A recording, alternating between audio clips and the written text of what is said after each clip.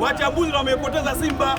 Laiti kama wangekuwa nawaambia ukweli, komaeni, wangepata ubingwa. Mimi ninachokwambia tena, katika msimu ambao Simba alipata kuwa mabingwa mapema baada ya Yanga kuangusha kupunguza ile gap takriban mara 2 mfululizo, gap la alama 5 linapungua, wanashangilia. Mwisho wa siku wanakwenda kupata sana.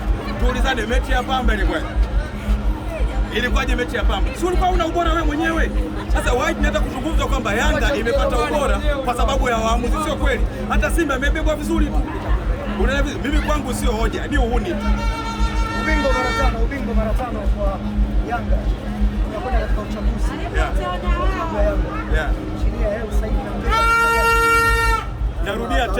Narudia tena. Injinia Hersi Said kwenye uchaguzi huu ni sawa na mfanyakazi ametakiwa na kampuni aambiwe ndio na CV.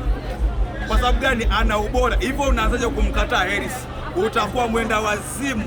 Yaani wewe Milembe unapokelewa asubuhi, unamkataje Injinia Hersi Said?